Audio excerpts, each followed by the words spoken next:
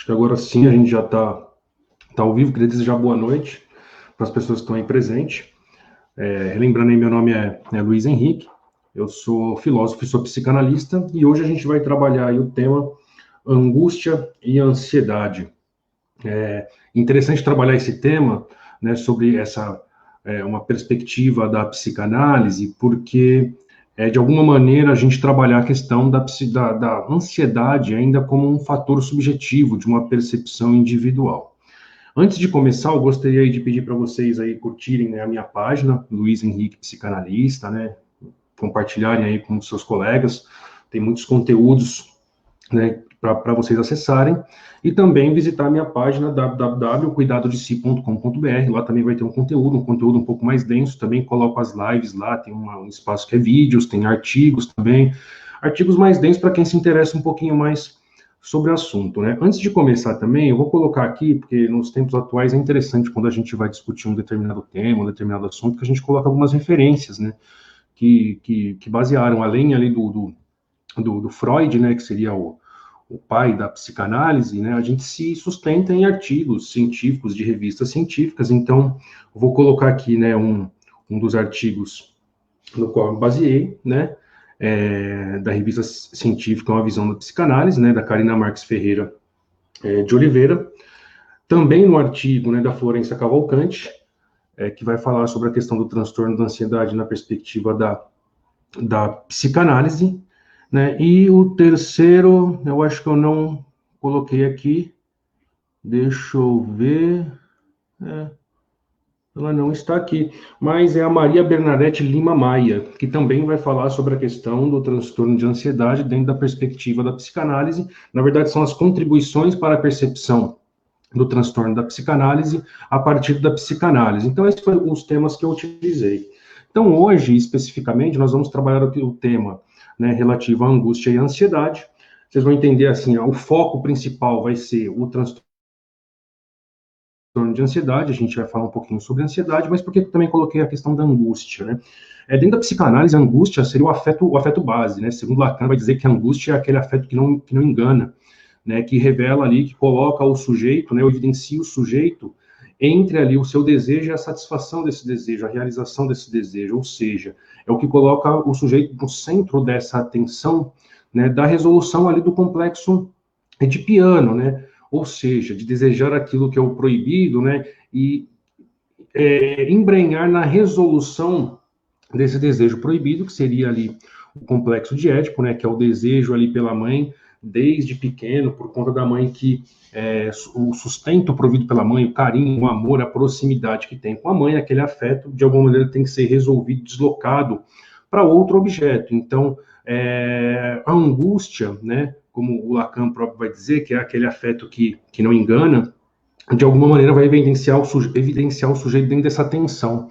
E o interessante de trabalhar essa questão da ansiedade é porque a ansiedade, nesse sentido, ela também se configura como um afeto esse que tem a sua base, que tem o seu fundamento também como forma de uma angústia, né? Antes de mais nada, dar boa noite aqui para o pessoal que está acompanhando. A Roseli fala, estou com muita ansiedade. E eu vou dizer, eu também estou, viu? É uma coisa interessante que quando eu decidi fazer essa live, né, muitas pessoas às vezes me procuram, mandam mensagem falando sobre a questão da ansiedade. Eu sou muito ansioso, eu estou muito ansioso. Eu fico perguntando, mas por que você acha que você é ansioso? Porque existe uma diferença entre, de fato, você ter um transtorno de ansiedade, que é o que, evidentemente, nós vamos trabalhar aqui hoje, e você ter momentos de ansiedade na sua vida. Então, por exemplo, quando eu, antes de fazer a live, toda vez antes de fazer uma live, eu já fiz algumas, mesmo assim, sempre antes de fazer, dá aquele frio na barriga, né? Dá aquela sensação estranha antes de fazer a live, né? Mas depois, conforme, e no começo, nos momentos iniciais, ela também vai dando assim uma sensação estranha, você não acha as palavras que você tem que falar, o medo de esquecer, de dar branco, esse tipo de coisa. Então isso gera um certo nervosismo, uma certa tensão. Mas quando o decorrer vai ter no decorrer da live, ela vai se encaminhando, né? Isso vai, de alguma maneira, se dissolvendo dentro da gente. Então, o que acontece? Essa ansiedade, ou também nós podemos chamar aí, nesse primeiro momento, de angústia, né? Porque a angústia é aquele sentimento de apertamento, de sufocamento, né? Que não vai dar certo, né? Que eu não vou conseguir realizar ou fazer aquilo que eu estou querendo fazer, né? Isso faz parte, de certa forma, da nossa vida. O Freud, por exemplo, ele vai definir a ansiedade em 3 momentos: em ansiedade realística, em ansiedade moral e na ansiedade neurótica. Né? A ansiedade neurótica é o transtorno da ansiedade. Por que é o transtorno? Porque existe uma ansiedade dentro da própria natureza humana, do instinto humano, né? Que de alguma maneira ele é necessário não só para um equilíbrio psíquico, mas também para a nossa própria sobrevivência. Por quê? A ansiedade ela se associa muito ao medo. E o medo tem uma função na nossa vida, que é de nos prevenir, né, ou sobreviver diante de uma ameaça à nossa existência. Ameaça essa que pode ser uma ameaça física ou uma ameaça psicológica. Então, a ansiedade, ela transforma o nosso corpo através de liberação de várias substâncias para que a gente se prepare ou para lutar ou para fugir. Mas, de alguma maneira, tem uma função, né, específica a ser cumprida na nossa vida, que seria uma preparação por um perigo. Entretanto, a ansiedade dentro desta normalidade, dentro desta natureza humana, ela tem uma correspondência com a própria realidade. Ou seja, se você está muito preocupado, inquieto, tenso e ansioso, entretanto, existe na própria realidade, né, factual, né, um fenômeno concreto no qual provoca isso, como, por exemplo, perder o emprego, não tem como pagar as contas, não sabe como vai sustentar a família, ou coisas relacionadas a isso, ou, por exemplo, né, um assalto, por exemplo, né, essas sensações que provêm desta natureza, elas faz parte da nossa vida, faz parte do nosso cotidiano. Eu costumo dar um exemplo que é o seguinte: quando você vai fazer uma prova, por exemplo, vou fazer uma prova, eu tenho muito medo, muita ansiedade, eu não consigo fazer a prova. Então, aí a gente começa a partir por um transtorno de ansiedade, ou seja, é um medo, né, do fracasso impede que eu faça ou que eu realize a prova, ou seja, a possibilidade do fracasso pode mobilizar em nós determinadas sensações, sentimentos de angústia e até mesmo de ansiedade, no sentido de que, eu tenho que me preparar porque pode dar errado. Entretanto, quando eu assumo o fracasso como certo, né, e o motivo do fracasso é o medo do fracasso em si, né, nem que o fracasso não aconteceu de fato, mas só o medo, só de eu vislumbrar a possibilidade desse fracasso, eu já não ajo, né, eu fico paralisado diante daquela ação, é quando aí começa, então, o transtorno da ansiedade. Então, a gente tem as 3 ansiedades, né? Então, a primeira que eu já falei para vocês é essa ansiedade natural, que de maneira geral, ela vai se apresentar na nossa vida. Né? Então, muitas pessoas falam que ela vai viver sem ansiedade, sem medo, sem aquilo. Gente, não dá para acreditar em conto da carochinha. Né? Muitas pessoas, de maneira irresponsável, colocam que você consegue viver uma vida sem nenhum tipo de angústia, sem nenhum tipo de ansiedade, ou sem qualquer tipo de sofrimento, porque ele também faz parte da vida. Eles ajudam a nos definir, eles nos ensinam, eles servem como aprendizado, eles fazem parte da nossa vida, eles compõem a nossa história. Então, o que a gente tem que aprender é lidar com o sofrimento, com a angústia ou com a ansiedade, para que não seja causado, de certa forma, um transtorno, ou seja, efeitos incapacitantes, efeito paralisante em relação a isso. Então, a primeira ansiedade, que é a ansiedade realística, que é aquela que é baseada no fato concreto, real, numa ameaça concreta que está diante de si, que a partir dali você, né, acende um sinal de alerta, a ansiedade como um sinal de alerta, né, um sinal para a preparação para uma ameaça, para um perigo, para a luta ou para a fuga. A gente tem aí também a ansiedade moral, que está cada vez mais presente nos nossos tempos, principalmente por conta da exposição que nós temos constantemente, por conta da das redes sociais. Então, muitas pessoas, eu mesmo, quando eu coloco os meus conteúdos, às vezes eu divulgo, eu faço, muitas vezes algumas pessoas, de maneira deliberada, já fazem um julgamento prévio de quem eu sou e do que eu faço, e já, de alguma maneira, ofendem ali, ou denigrem, esse tipo de coisa. E muitas vezes, quando nós não nos preocupamos demasiadamente com o que os outros pensam daquilo que a gente faz, ou do julgamento que os outros atribuem às nossas ações, isso pode gerar também uma ansiedade no sentido de que, olha, o que o outro diz tem fundamento, tem razão, é isso que as pessoas pensam de mim, as pessoas pensam isso de mim porque eu sou assim mesmo. Então, é muito interessante. A gente, de alguma maneira, tem que perceber que O que os outros pensam é só o que os outros pensam. A opinião dos outros sobre nós é só a opinião dos outros sobre nós. Só nós vivemos dentro de nós mesmos e somos capazes de fato, né, conhecer a nós mesmos, né, e de alguma maneira evidenciar aquilo que nós somos, e mesmo assim é uma coisa muito difícil. Se eu chegar aqui e alguém perguntar para mim quem é você, né, o que é você, defina você, né, diga o seu ser, a pessoa vai encontrar muitas dificuldades, né? Como assim dizer quem sou eu, o que eu sou? É uma pergunta muito difícil. Muitas vezes as pessoas vão dizer as características, ou dizer, eu sou o Luiz, meu nome é Luiz, né? Eu sou Luiz, eu sou psicanalista, vai tentar se definir por aquilo que faz. Mas nós somos muito mais além daquilo, da profissão que nós temos, daquilo que nós realizamos através das ações. É todo um universo que compõe aquilo que nós somos, que é extremamente difícil responder. Entretanto, quando nós nos tornamos extremamente vulneráveis à opinião dos outros, né, ou à expectativa que os outros têm em relação a nós, e isso impede que a gente viva, que a gente realize as nossas ações, aí sim a gente pode considerar essa ansiedade moral como um problema e também como um transtorno, né? Esse excesso de moralidade, né, que vem também do superego, né? Vem do superego no sentido de que, bom, você tem que ser perfeito, você tem que errar, ninguém pode pensar nada de errado de você, ninguém pode discordar, porque tudo aquilo afeta de alguma maneira a sua identidade, a sua confiança. Então, de alguma maneira, é um problema, a ansiedade moral em si é um problema relacionado ao superego, é um excesso de controle, né, um excesso de repressão a partir de princípios morais que foram constituídos a partir da sua infância, da construção da sua família, ou até mesmo da sociedade, né, que faz com que você tome a fala do outro e use essa fala do outro para fazer um julgamento sobre si mesmo. Porque, no fundo, o problema não é a opinião do outro, é a importância que você dá à opinião do outro. E essa importância que você dá sobre a opinião do outro é porque você acredita que você não pode passar uma imagem, né, uma imagem negativa, né? Então, se os outros têm uma imagem negativa de você, que você está errando de alguma maneira. Nós descobrimos ao longo da vida que as pessoas têm imagens negativas sobre outras pessoas ou sobre nós por diversos motivos que muitas vezes não estão nem relacionados a nós. Tem uma frase do Freud que ele diz o seguinte: quando Pedro fala de Paulo, eu sei mais de Pedro do que de Paulo. Então, quando as pessoas muitas vezes falam mal de nós ou emitem juízos e opiniões, né, os famosos haters aí, né, eles estão dizendo muito mais sobre eles mesmos do que sobre nós. Então, essa percepção um pouco dessa questão, muitas vezes pode ajudar também, não só a evitar um excesso de preocupação com o que os outros dizem, um excesso de preocupação com a opinião dos outros, como também pode nos ajudar a evitar essa ansiedade, né, a partir daquilo que os outros pensam de nós.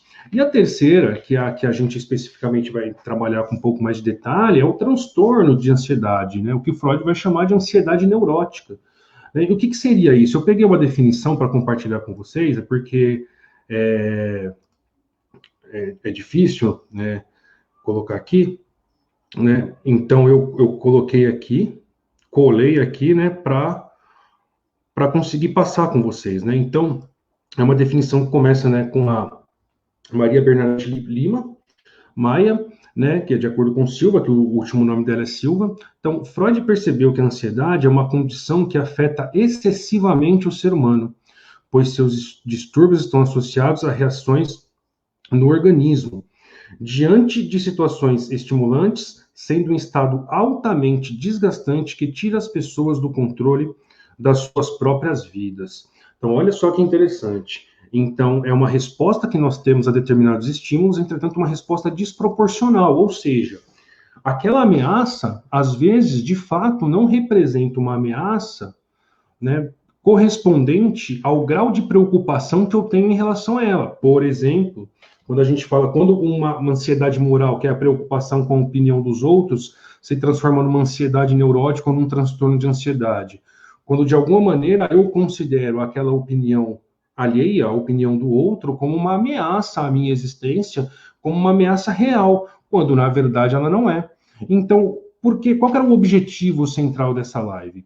Que a gente possa identificar, de alguma maneira, se a ansiedade no qual, né, nós proferimos, né, nós dizemos muitas vezes que afetam a nossa vida, ela é fundamentada em situações reais ou em situações fantasiosas, né? Fantasiamos um determinado perigo, fantasiamos uma determinada ameaça, e aí passamos a nos preocupar excessivamente, passamos a ter pensamentos catastróficos, como se tudo fosse desmoronar a partir daquilo, a partir desta preocupação, uma preocupação que muitas vezes ela não é um fato, mas é uma possibilidade talvez que possa acontecer. Entretanto, nós atribuímos essa possibilidade como extremamente catastrófica, como extremamente negativa, como algo que ameaçaria a nossa existência, seja ela física ou seja ela psicológica. Então, quando a ansiedade ela assume esses termos, quando assume essa preocupação exagerada e excessiva, onde na verdade ela não existe, onde é uma construção da nossa mente, vamos dizer assim, é quando a gente passa a entender ou colocar a ansiedade como um transtorno aí de ansiedade. E essa ansiedade exagerada, além de provocar aí pensamentos catastróficos, pensamentos negativos, ela passa a prejudicar as nossas interações sociais, os nossos relacionamentos, o nosso desempenho sexual, amoroso, nossas relações de trabalho, a nossa produtividade, as nossas amizades, o convívio familiar, ela começa a prejudicar tudo. Por quê? Porque é como assim, né? Vai acontecer uma determinada circunstância ou determinada situação no qual eu vou perder o controle, eu vou ficar com medo. E por que que isso acontece? Porque geralmente a pessoa que é ansiosa ou sofre do transtorno de ansiedade, quando ela se coloca numa situação de tensão, ela revive de alguma maneira aquele sentimento de ansiedade que ela teve num outro momento. Então, você tem aquele transtorno de ansiedade, um pensamento, uma preocupação, uma inquietação exagerada relativo a determinadas concepções que você atribui de maneira exagerada as coisas, e aquilo vai e vem, aquilo vai e vem. Algumas pessoas têm crises extremamente agudas de ansiedade que afetam até o nosso organismo, como diz ali a Margarete, no sentido de causar taquicardia, aumento de pressão, suor excessivo, né, fadiga, falta de ar. Então, muitas vezes provoca sensações físicas extremamente dolorosas. Por isso que a ansiedade, né, muitas pessoas, teve uma pessoa assim, né, pessoa que faz terapia porque não consegue resolver os seus problemas sozinho. Quem diz isso é porque nunca passou por um problema de ansiedade, que passou por esses problemas, por esses sintomas, ou por uma angústia extrema para dizer uma coisa dessa, porque não é vergonha nenhuma a gente precisar de ajuda muitas vezes para superar determinadas questões, até porque muitas dessas questões que causam ansiedade, elas não estão relacionadas, como eu disse, né, no transtorno, com um fato real, né, mas muitas vezes com essa preocupação, essa fantasia exagerada sobre a possibilidade de algo que rememora, né, que é uma reiteração, uma repetição, muitas vezes de traumas que nós vivemos ao longo da nossa vida, inclusive muitos traumas no qual nós vivemos na nossa infância. Traumas esses que muitas vezes não são tão evidentes para nós como nós gostaríamos, para que a gente possa resolver esse problema de maneira mais tranquila. Não, eu sei qual é a causa da minha ansiedade. Muitas pessoas não sabem, muitas pessoas não têm essa dimensão, e a dificuldade para que você consiga chegar até a causa dessa ansiedade, até a causa desse problema que faz com que você enxergue as coisas de maneira tão catastrófica, é um processo longo, e muitas vezes um processo que é necessário ajuda para que você consiga, de alguma maneira, atravessar essa ansiedade. Então, além desses sintomas, né, a ansiedade ela vai provocar em nós também uma questão de prejudicar a nossa autoestima, a nossa confiança. A gente passa a não querer mais se expor a determinados estímulos, porque esses estímulos vão causar determinadas tensões, que vai fazer com que, como se esses estímulos, né, a gente pode entender como gatilhos também, né? Determinadas situações, os estímulos funcionam como gatilhos que fazem com que você apresente os sintomas, com que você entre numa determinada, uma crise, por exemplo, de ansiedade, ou entre num movimento de angústia constante. E qual que é o grande problema, muitas vezes, que a gente tem disso? Muita gente fala, a pessoa é ansiosa e depressiva. Na verdade, eu acredito que uma coisa leva a outra, porque a pessoa que é ansiosa, ela começa a ter sensações e sentimentos extremamente negativos, extremamente dolorosos, por conta da ansiedade, que ela passa a evitar o estímulo para evitar a tensão. Então, quanto mais ela entra nessa espiral de evitar a tensão, o estímulo para evitar a tensão, ela passa a evitar toda e qualquer situação e vai ficando cada vez mais depressiva no sentido de que eu desejo não desejar mais nada. Então, a pessoa passa a se fechar para diversos estímulos, né? Quando a pessoa, por isso que a depressão se associa muito à melancolia, a pessoa fala, a pessoa é sem vontade. Não é que a pessoa é sem vontade, é que muitas vezes a atuação dela nas interações sociais ou na vida social expõe ela a determinados estímulos ou determinados gatilhos que vão provocar uma tensão essa que provocará essa angústia, essa sensação de apertamento, de sufocamento, né, que vai colocar entre, eu não consigo realizar aquilo que eu quero, eu não me sinto bem dentro dessa interação social, e a partir daí essa pessoa vai entrar num sofrimento intenso, não só um sofrimento psíquico, psicológico, no sentido da angústia, né, de fato, mas também, muitas vezes, um sofrimento físico, né, de taquicardia, né, de fadiga excessiva, de até aumento de pressão arterial, né, tem pessoas que com crise de ansiedade vão para o hospital porque acredita que está tendo um infarto.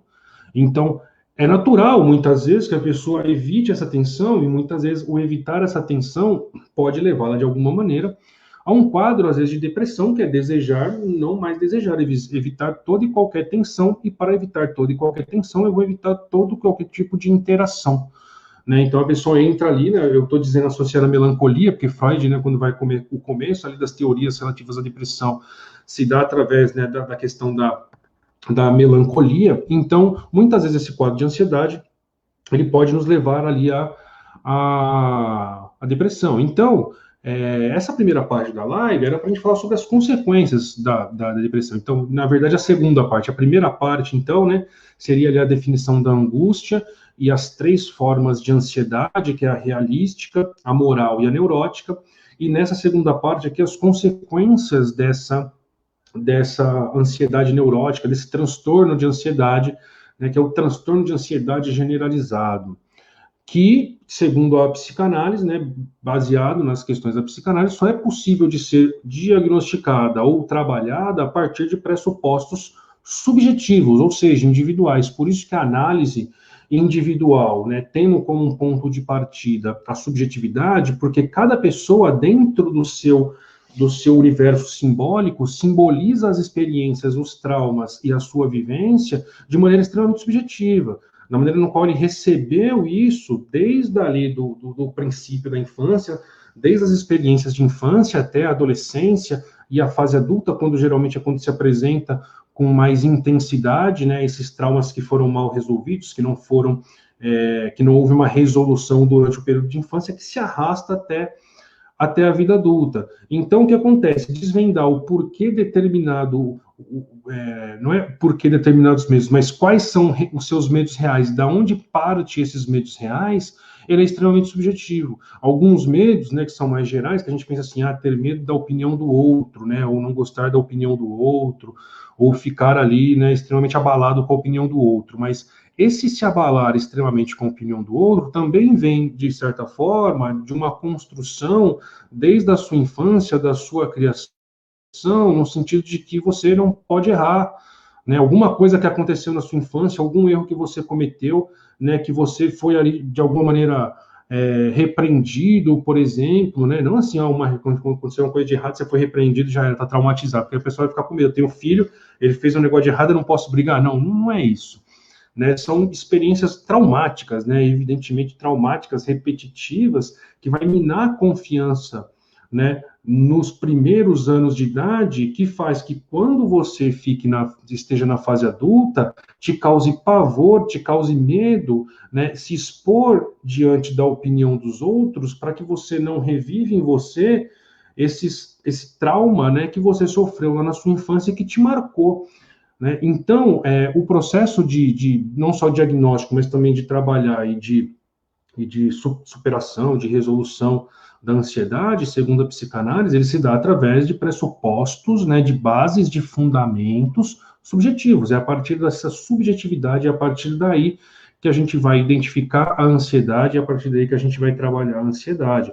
Porque a gente não pode também permitir que a ansiedade, né, ela seja banalizada, né, ou seja, como eu disse para vocês, como existe uma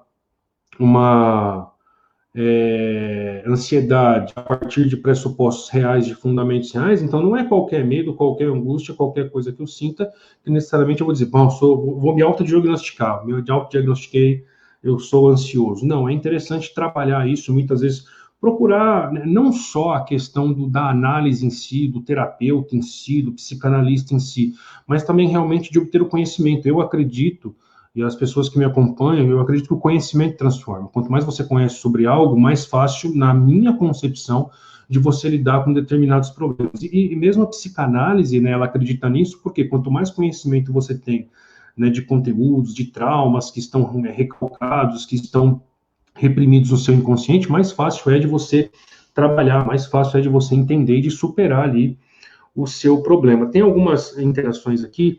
Haveria alguma relação entre inteligência, ansiedade e depressão? É engraçado essa pergunta da Raquel, tem até algumas pessoas dizem que a ignorância é uma bênção, porque quanto mais ignorante você menos você é recheado de preocupações, né? Eu discordo disso, né? Eu acho que não existe uma relação entre inteligência, ansiedade e depressão. Eu acho que muitas vezes a gente estereotipa, viu, Raquel, determinados padrões de comportamento como depressivos. Então, se uma pessoa muitas vezes é inteligente, ela tem dificuldade de interação e de se relacionar com outras pessoas, mas por uma opção própria, né, por um comportamento próprio, isso não é a depressão, é uma escolha, né? Então, a pessoa que é extremamente inteligente passa a querer se relacionar ou ter o seu círculo de interação social cada vez menor, porque é aquilo que ela acredita de fato, ou é aquilo que a satisfaz, é aquilo que deixa satisfeita. E muitas vezes a gente estereotipa determinados comportamentos como comportamentos depressivos, como acontecia, por exemplo, a Raquel, que é professora de português, né, queridíssima, a gente trabalhou junto, né, como tinha, por exemplo, no período do romantismo, onde a melancolia era vista como um aspecto positivo, por exemplo, era vista como uma característica de genialidade. A pessoa, né, que era extremamente inteligente era ao mesmo tempo melancólica, triste, e isso era considerado uma qualidade, uma característica positiva. Entretanto, não existe assim na psicanálise essa ideia de que quanto maior a sua... Aí é uma questão minha, né? Uma questão minha, não há quanto maior a inteligência, maior a ansiedade e depressão. Existe uma relação entre ansiedade e depressão, que é o quê? Quando você é ansioso e você vive sob constante tensão, você tenta cada vez mais evitar a tensão, enquanto você evita a tensão, você se coloca em situações deixa eu até colocar a pergunta dela aqui, né? Não. Até evita de você se colocar em determinadas circunstâncias ou determinadas situações para evitar a tensão, que pode te levar ali a um quadro depressivo. Mas eu não acho que seja uma relação assim, a inteligência em si, ela necessariamente encaminha para uma situação de ansiedade ou de angústia, até porque pessoas muito inteligentes, elas geralmente não são muito ansiosas. Elas muitas vezes podem se associar mais a um quadro ali de melancolia, né? E aí a gente pode estereotipar dizendo ali que pode ser voltado ali para a depressão, né? Demorei um pouquinho para responder para Raquel, porque não apareceu aqui o comentário, estava no comentário acima, né? Não apareceu, desculpa, viu, Raquel? Mas espero que eu tenha respondido aí, que eu tenha ajudado aí. E aí, gente, por último, né? Então, é entender o seguinte, que a ansiedade, ela é uma consequência dos traumas da nossa, pode ser uma consequência dos nossos traumas da infância, no sentido que existem alguns conteúdos que são rechaçados, né, pelo nosso ego, que ficam reprimidos no nosso inconsciente, que eles passam ali a ter um efeito determinante nas nossas ações, em como nós nos sentimos, em como nós enxergamos a realidade ou enxergamos o mundo, que muitas vezes fica oculto até mesmo para nós. E essa ansiedade, esse ocultamento, esse recalque, essa repressão de determinados traumas, muitas vezes é um mecanismo de defesa importante da nossa psique para que a gente continue levando a nossa vida e a gente não fique ali, né, o que muitas vezes a gente chama na psicanálise de estado regressivo, né, a gente regredir sempre naquela questão do mesmo trauma e sempre ter um comportamento ali extremamente repetitivo e primitivo em relação às nossas ações, as nossas percepções, as nossas interações sociais. Então, muitas vezes, algumas lembranças, algumas vivências traumáticas, elas são, de fato, bloqueadas como um sistema de defesa psíquico para suprir ali a nossa a nossa saúde mental, né? Dentro de nós existem mecanismos que ajudam a promover a nossa própria saúde mental, assim como o nosso corpo também tem os seus sistemas de defesa. Também a gente pode associar também as causas da ansiedade como a perda, né, o abandono ou a privação, digamos assim, de um objeto do desejo. Quando a gente estuda a psicanálise, né, que a gente vai estudar a questão do complexo edipiano, por exemplo, né, então vai ver que no princípio da nossa vida, da nossa infância, né, a criança desperta um desejo, né, em relação à mãe, porque a mãe ali é o que provém o seu sustento, o que provém o seu afeto, né, que provém ali todo o seu calor. Entretanto, nós não podemos passar a vida desejando a mãe, nós temos que resolver e temos que deslocar, né, essa é a resolução edipiana, né, deslocar o nosso desejo que era dirigido ali para nossa mãe e dirigir isso para outros objetos. Né? Então, o que significa isso? Significa que existe um objeto do nosso desejo extremamente primitivo que nos é proibido. Né? Então, é uma privação. Então, nós somos, na infância, né, de maneira bem enfática, privados, né, do nosso primeiro desejo esse que acaba se tornando proibido, que a gente vai deslocar. Entretanto, a falta de uma resolução adequada para essa privação desse desejo, para a perda desse objeto desse desejo, e quando isso não é deslocado de maneira adequada pelas experiências, muitas vezes traumáticas na infância, faz muitas vezes que na vida adulta a gente se sinta extremamente angustiado, por exemplo, nessa relação, como eu coloquei lá no início, né, entre a satisfação do desejo e o próprio desejo em si. Então, a partir daí, né, quando a gente fica nesse meio e a gente não tem uma resolução, e a perda ou a privação disso vai causar um sentimento extremo de desamparo, né? Um desamparo extremo, desamparo esse que ele pode ser vivenciado, experimentado desde a nossa infância. Então, isso pode ser uma causa, isso pode ser ali um efeito, por exemplo, que é causado, né, pela ansiedade. Tem um efeito causado pela ansiedade, tem a causa da ansiedade. Então, a causa, ela pode ser, então, essa ausência dessa resolução, né, da privação ou da perda desse objeto de desejo da nossa infância, que seria esse desejo pela mãe, que nos provém, tanto no sentido físico, né, de sobrevivência, também como no sentido do afeto. Então, quando não é muito relacionado, aqui a Juliana colocou, existem estratégias para lidar com os... Deixa eu colocar a pergunta dela aqui, peraí. Olá, existem estratégias para lidar com os traumas da infância para não desenvolver a ansiedade? Ora, a psicanálise, ela vai acreditar que as estratégias que nós devemos adotar para isso é a análise. Essa análise, o Freud, por exemplo, num período da vida dele, ele fez uma autoanálise, ou seja, é cada vez mais você encontrar quais são os fundamentos dos seus traumas, esses conteúdos que foram reprimidos, quais foram esses traumas e começar a dar um significado diferente.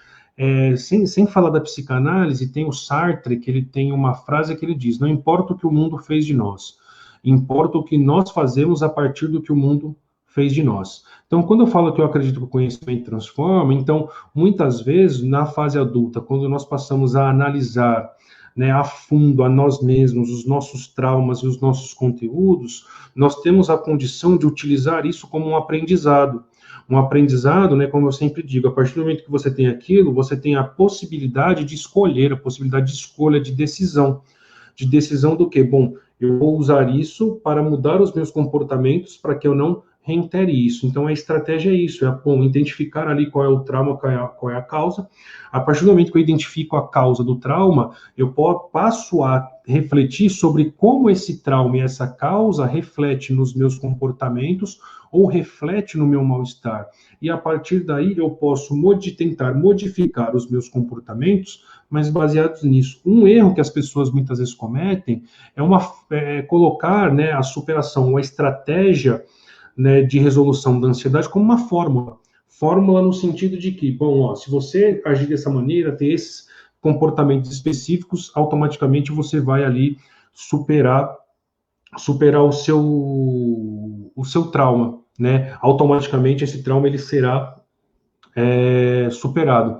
Não é necessariamente assim, porque como a ansiedade ela tem que ser diagnosticada e trabalhada a partir de aspectos subjetivos, então cada pessoa em si tem que identificar ali especificamente o seu trauma de infância, a causa, do seu sofrimento ou dos seus comportamentos, e a partir dali você identificar quais são os comportamentos que você toma, né, que te levam, né, os comportamentos ou a causa que te levam, seja ao sofrimento relativo à ansiedade, ou seja necessariamente a leva a determinados comportamentos. Então, não existe uma fórmula mágica, uma estratégia única. Então, a análise, muitas vezes, quando a gente fala assim, eu vou fazer uma análise, o analista ele vai dizer o que eu tenho que fazer para melhorar. Não, o analista vai te ajudar a você descobrir o que você tem que fazer para melhorar.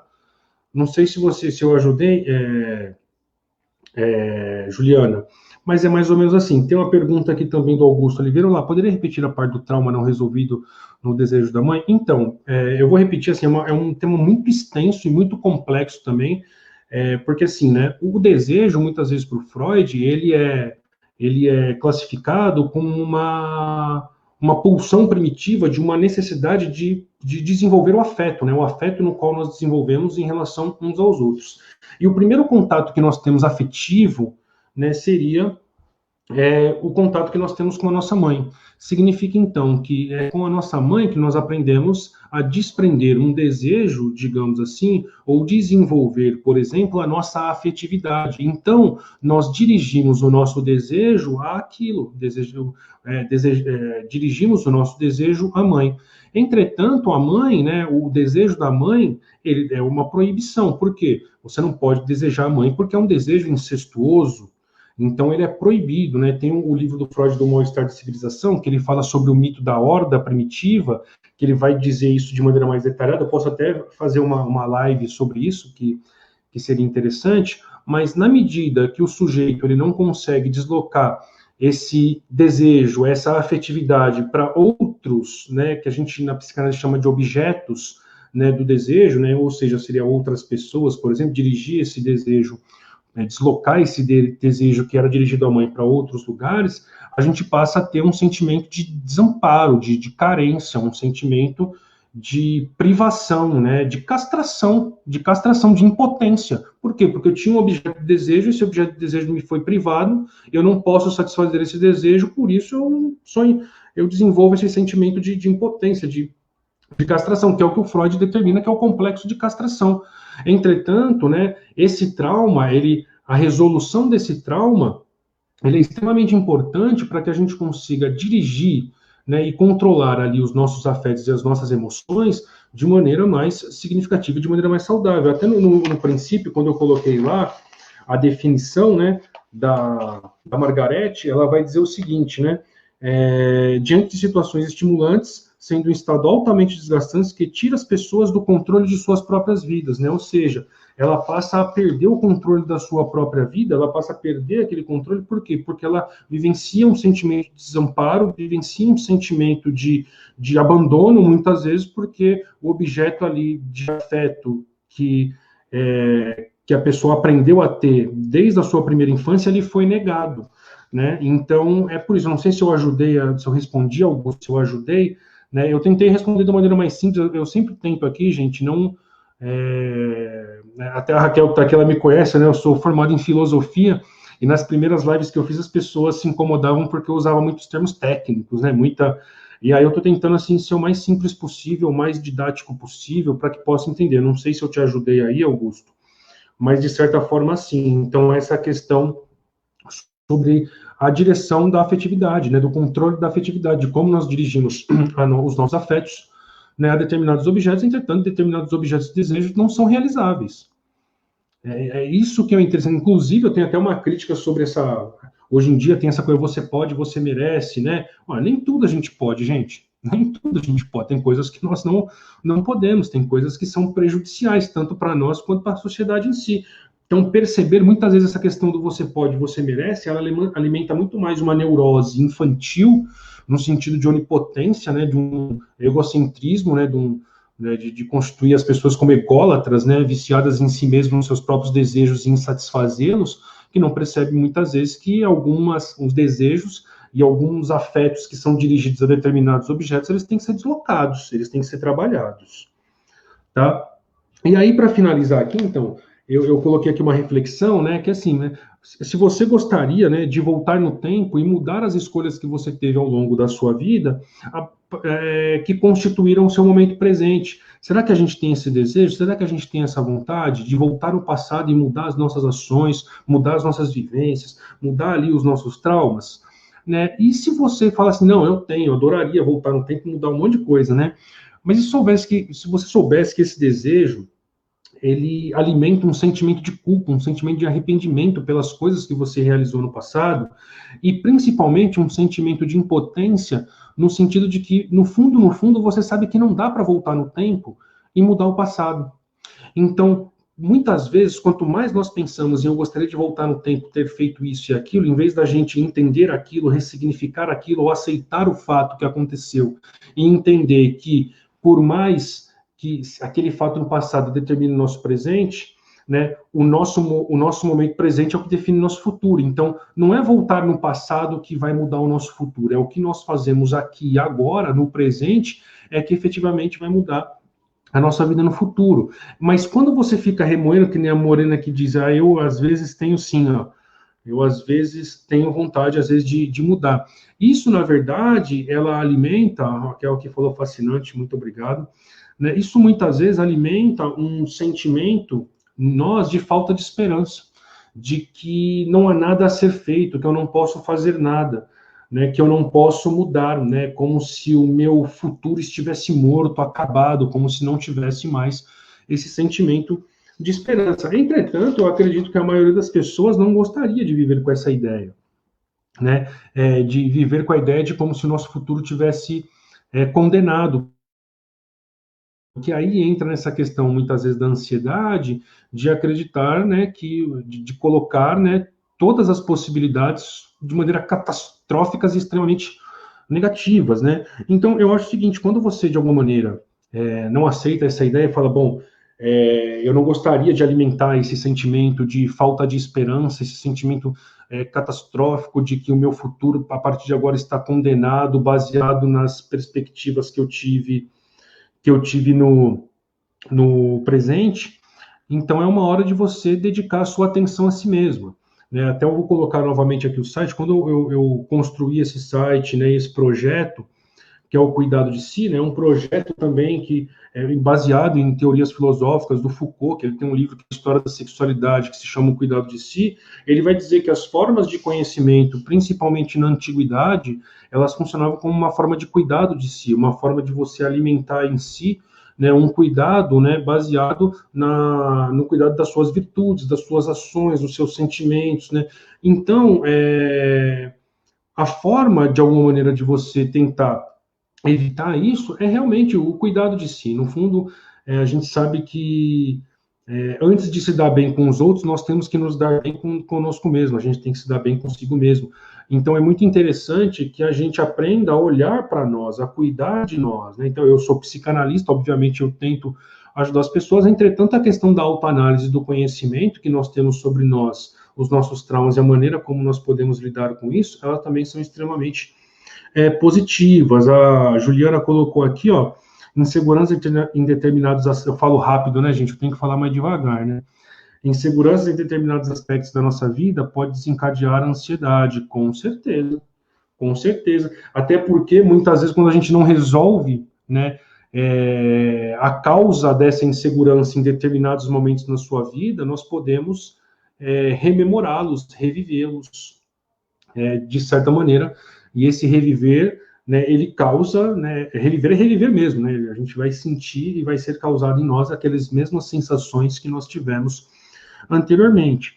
Então, gente, eu espero que eu tenha ajudado vocês, que eu tenha aí esclarecido algumas coisas talvez não tenha, né, mas espero aí que tenha sido positivo, e deixar uma mensagem aí, né, que o cuidado de si transforma, que o conhecimento de si, ele transforma as nossas vidas.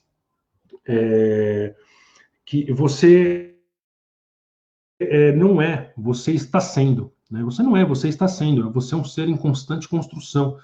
Né? E então, esse cuidado de si é o cuidado com a construção de nós mesmos, né? Para entender que o nosso passado não necessariamente determina o nosso futuro, a não ser que nós escolhamos isso, que a gente faça essa escolha. né? Então, eu vou dizer uma coisa, essa liberdade que nós temos de fazer a nós mesmos, de construir a nós mesmos, ela não tem garantias, por isso que é uma coisa que eu gostaria de colocar para vocês, não existe garantia. Ah, eu vou fazer uma análise, é a garantia de sucesso. Eu vou fazer um curso ali, é a garantia de que vai dar certo. Eu vou fazer um curso de felicidade em 5 passos. Eu acho isso uma loucura. Mas existe e vai dar certo. Eu vou dizer uma coisa para você. Nessa liberdade de construção que você tem de si mesmo, não há garantias. Só há uma coisa: esperança. Então, a liberdade de fazer, se entender que você é um processo de construção, é o que te garante esperança para seguir em frente e construir a si mesmo. Mas não há garantia, não acredito em garantias de felicidade. O que é um processo de construção, ao ponto que muitas vezes o processo de construção ele é mais importante do que o próprio resultado assim. Então é isso, gente. E aí, mais para frente, fiquem atentos aí. Eu acho que daqui 15 dias eu farei mais uma live. Tem muitas coisas para falar ainda sobre ansiedade, né? Sobre a questão das fobias, do estresse pós-traumático, né? Entre outras coisas, né? Que eu vou trabalhar com vocês, né? Gostaria de trabalhar com vocês, gostaria que vocês estivessem aí para assistir comigo e desde já aí agradeço a presença de vocês, né? Vou colocar aqui novamente aqui o,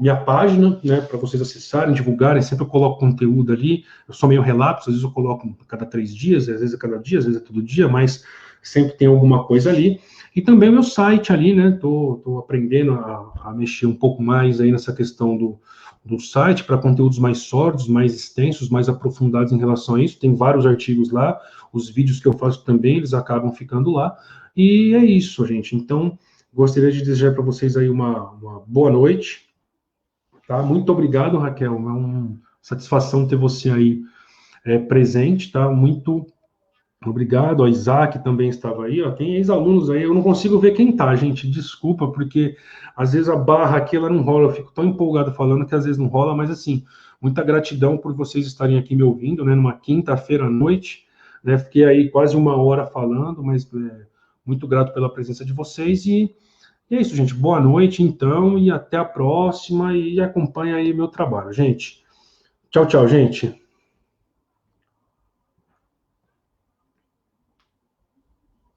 Júlia, nossa senhora.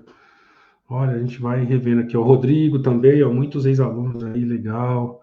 Melissa, muito obrigado aí pela presença, gente. Tchau, tchau, gente.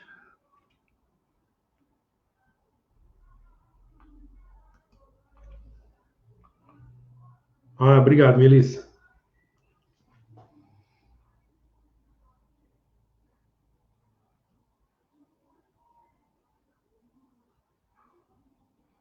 O Augusto aqui falou que fez uma. Obrigado. Não dá para amar e ser feliz ao mesmo tempo. Você perguntou isso aí, eu nem vi aqui, viu, Augusto? Mas acho que eu respondi para você meio que por tabela, né? Mas é isso, gente. Muito obrigado, gratidão aí, né? Mas eu acho que foi isso, né? Não sei. Obrigado, gente. Tchau, tchau.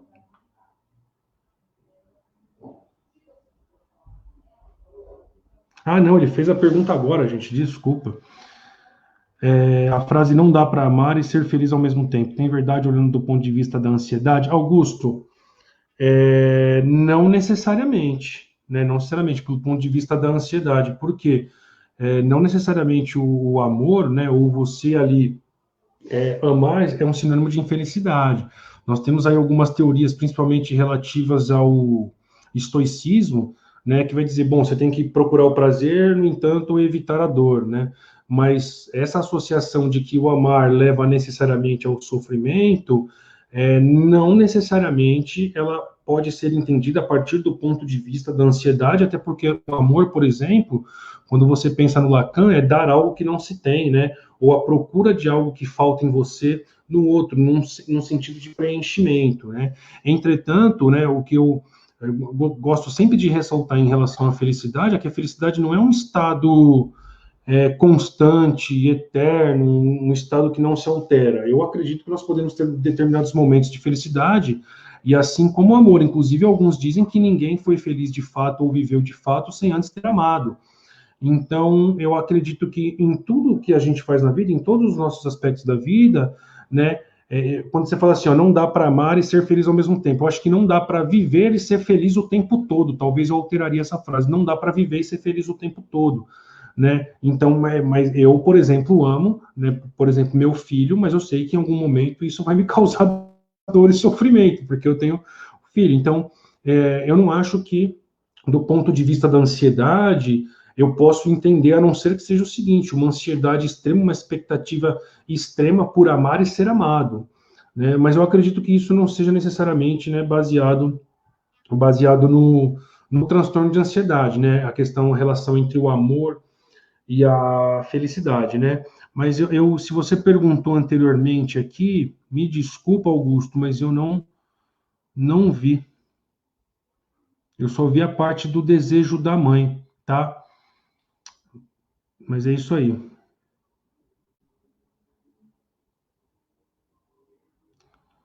Então, Júlia, existe sim. Assim, na concepção freudiana, a gente vai sempre acreditar na questão do complexo de Édipo, né? O complexo de Édipo seja do desejo do sexo masculino em relação à mãe ou em relação do sexo feminino em relação ao pai, né? Então, só se inverte. Algumas outras teorias, como por exemplo do Carl Jung, vai falar sobre a questão do complexo de Édipo, de complexo de Electra, né? Que vai ser direcionado especificamente ao desenvolvimento do sentimento das meninas, do sexo feminino, em relação aos seus pais. Então, existe aí uma diferença, tá?